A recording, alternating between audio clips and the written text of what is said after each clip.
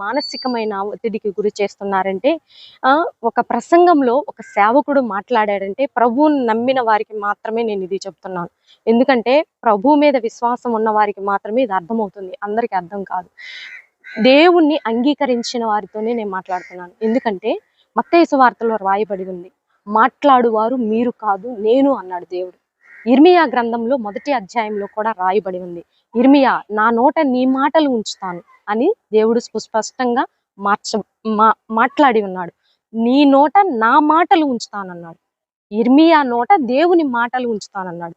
మోషే కూడా నేను వెళ్ళలేను ప్రవ్వా, ఇశ్రాయేలు ప్రజలు నా మాట వినరు, నాకు భయము, నేను వెళ్ళనంటే మోషే నేను నత్తి పెదవుల కలవాడిని, నేను మెయింటైన్ చేయలేను ప్రభా ఆ ప్రజల్ని అని అన్నప్పుడు మోషేతో దేవుడు ఏమన్నాడు తెలుసా?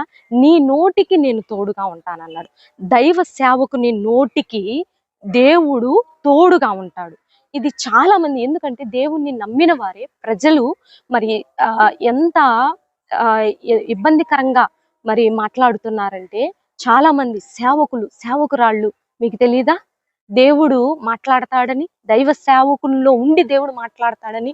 ఆనాడు మరి యేసు ప్రభు వారు సమాజ మందిరం దగ్గరికి వచ్చినప్పుడు చెర్నాకోలు తీసుకొని నా మందిరాన్ని దొంగల గృహగా మీరు చేస్తారా అని కొరడా తీసుకొని చాచి కొట్టినటువంటి మన పరిశుద్ధ గ్రంథంలో ఆ సందర్భం ఉన్నది. అంటే దేవుడు ఒక ప్లేస్ లో ఒక దుర్మార్గము, ఒక అక్రమము, ఒక దేవునికి వ్యతిరేకమైన ఆయస్కరమైన కార్యము జరుగుతున్నప్పుడు తప్పకుండా చర్య తీసుకుంటారు. అలాగే మాట్లాడతారు దైవ సేవకుల్లో నుంచి. అక్కడ ఏ సిచ్యువేషన్ ఉందో, ఏం జరుగుతుందో ఆ లోకల్లో ఉండేటటువంటి దైవ సేవకులకే తెలుస్తుంది. ఎందుకంటే దైవ సేవకులు అంటే ఊరికే పడిపోవటం ఇప్పుడు అలవాటైపోయింది. మరి ఈ ప్రజెంట్ సిచ్యువేషన్ లో దైవ సేవకుల మీద ఒకటే ఒంటికాల మీద లేస్తున్నారు.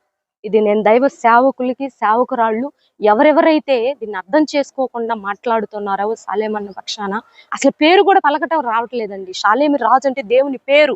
చాలా మంది ఈ యొక్క ఛానల్స్ వాళ్ళు మాట్లాడుతున్నటువంటి మాటల్లో ఫస్ట్ యాంకరింగ్ చేసే వాళ్ళు వస్తూనే పాలేము రాజు, శ్యాము రాజు, మీకు పేరు పలకపోతే ఒకసారికి 1-2 సార్లు వెరిఫికేషన్ చెయ్యండి. అసలు ఏం పేరు అని కనుక్కోండి. ఫస్ట్ పేరు పలకండి. మా దేవుని పేరు అది.